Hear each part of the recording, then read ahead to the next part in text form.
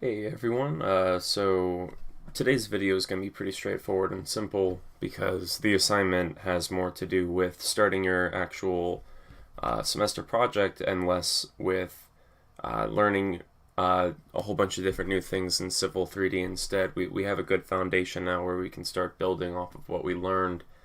But what I want to be able to show you guys today at least is how to do your assignment 6 if you choose to do it manually instead of actually going out in the field and using the survey equipment. So essentially what you'll be setting me is a set of plans for how you would actually conduct this survey around site.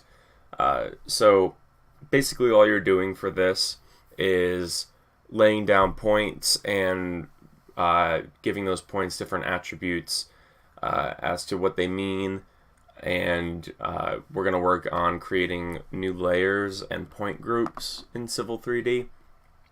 So we can just jump right into it. So over here what you have is the Civil D and E wing. So this is D wing and this is E wing. Olson Hall is right back here, so this is that sidewalk that kind of walks all the way around, and the patio in the back, and this path goes right over here to the Darden Courtyard, which is right over here. So now that we know where we are behind D-Wing, like in the back, we kind of know what we're looking at, and this is our site. This is where we're going to be doing our surveying and using this site for our project.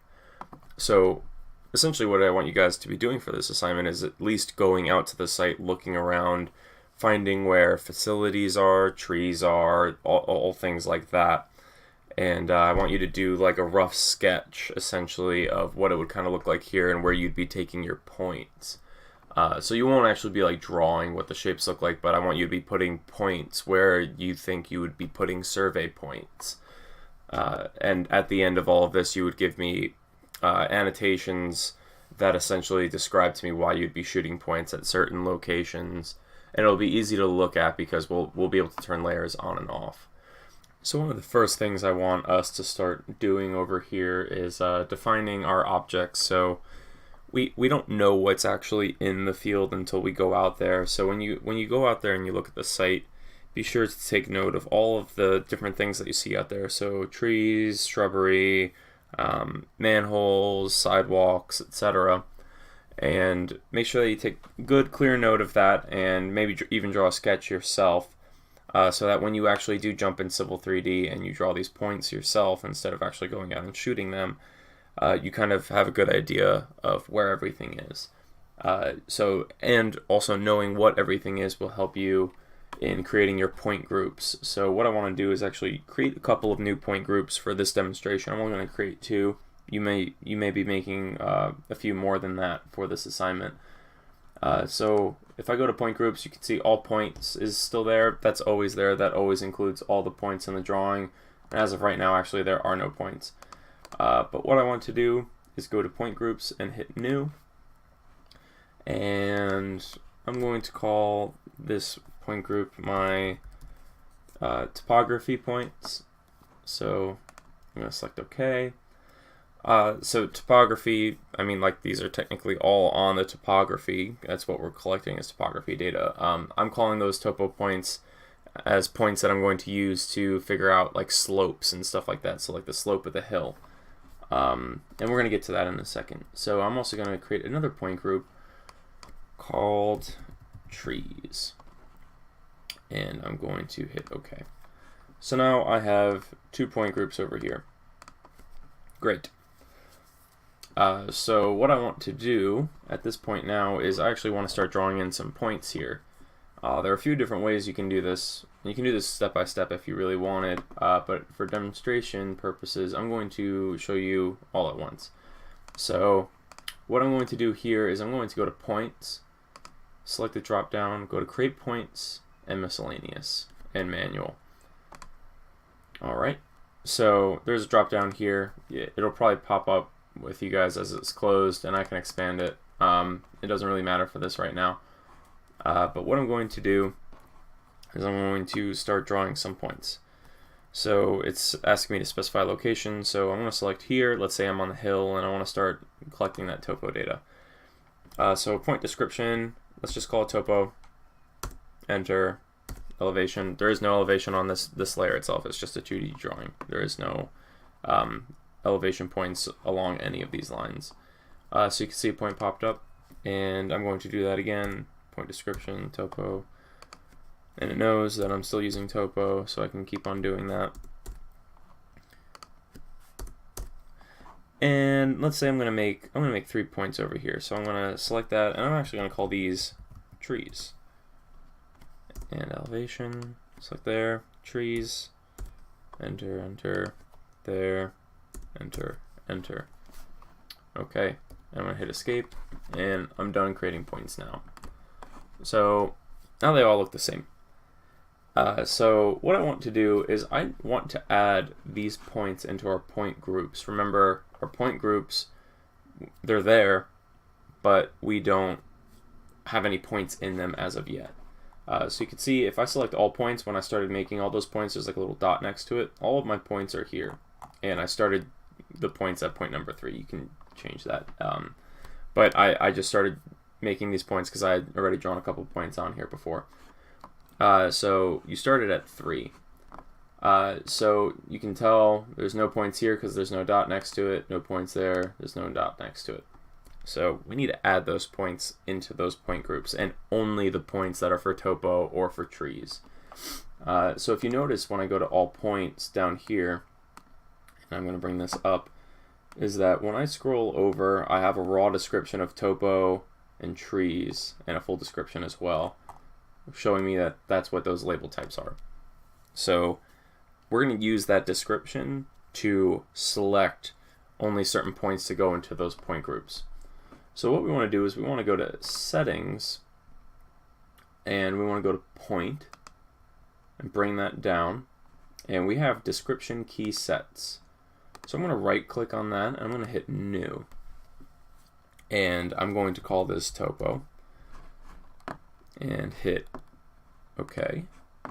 And I'm going to do this again and hit new, and I'm going to call this trees. Cool. Well, they still don't have anything in them because we need to edit their field type a little bit. So let's go to the trees one, and we're going to edit keys. So you get this window that pops up over here, and what we want to do is we want to go to the code, and I'm going to highlight that, so you have to click twice in there, and it highlights that name. And what I'm going to do is I'm going to type T little r star, and what that means is that it's going to look for all raw descriptions of my points that start with a T and an R, and then anything after that will fit into this category. So my trees should fit into this category. Okay, so I'm gonna hit yes, and as you can tell, it was edited and it's changed, so now we know that it's going to be collecting and finding points. I'm going to do the same thing here, but this is going to be T and O, topo, T-O. And I'm going to check that. Okay, so I'm going to go back to my Prospector tab, and I need to add those points in. So I'm going to go to let's go to my topo first. I'm going to go to right click and properties, and I need to go to raw description matching. So remember, we changed the raw descriptions of these, or we added them in when we were creating the points. So now we know that they exist, and you can see our description keys are right here. So TR and TO that we made before. So we're looking at topo, so I'm going to select the topo, hit apply, and OK. And as you could tell, it now took all those points that I drew before, and it put them in this topo group. So I'm going to do the same thing for trees, and I'm going to go to properties, and I'm going to go to raw description matching, trees, apply. Okay, well, what's kind of going on here is that we created 2 separate point groups, but what we're not getting is any differentiation between these. All we have are just a couple points, the point number, and the description. And that doesn't tell us very much. And with all the words around here and a lot of points, it's going to get very messy pretty quick. And we don't want that. So let's go to trees over here real quick, and I'll show you one thing first, which is kind of fun. And I'm going to go to properties of this group and my point style. So we have a point and a point label style. So we've done this before plenty of times. But what I want to do is I want to hit the drop down and select tree. You see there's a lot of different things: utility poles, water valves. I believe there should be something like a manhole or something around in here. Yeah, storm sewer manhole. But these are trees, so I'm going to select tree. And as far as the information I want, well, I don't want anything right now, just for demonstration purposes.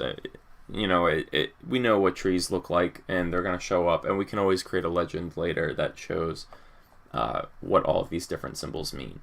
So I'm going to select all that and hit apply, and look at that, and OK.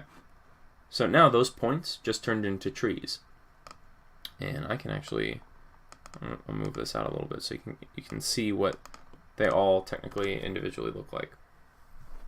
So now I have the trees, and that's really nice because they obviously look something like a tree, and they're differentiated between these topo points.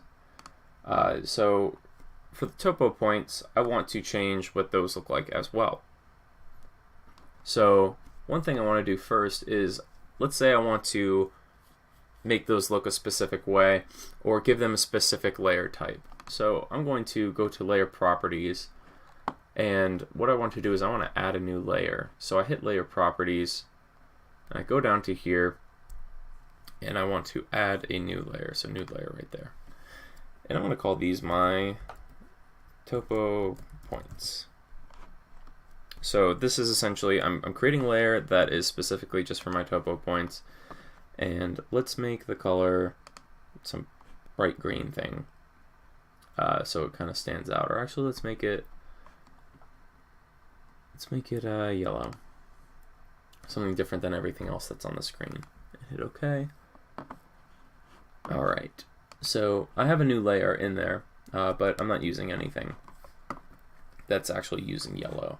So if I go to topo, I right click and I hit properties, I can go and edit this by choosing the topo layer or topo points layer type, and hit apply. OK, hit apply, and now you see those points changed to that layer in particular. And I'm going to get rid of the labels as well. Hit apply and OK.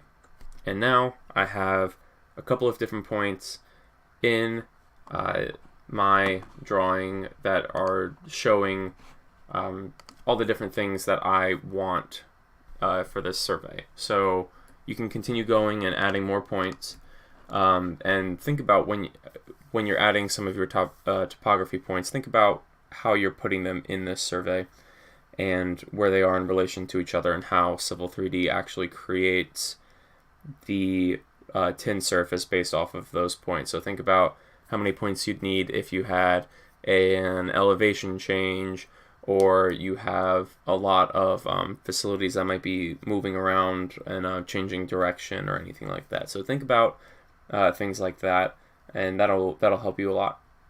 So that's pretty much just a general idea of how to create these points in Civil 3D and upload them and create new layers in Civil 3D. So when you're actually coming up with your drawing or your plan for your survey, you know how to add in all those different types. So I hope that helps. So this is just for assignment 6. Drawing everything like this is for those who decide to do it manually, but there's another option that you can go out and actually shoot these points yourself if you wish, and upload those into Civil 3D instead. So I hope this helps, and I'll see you guys in class.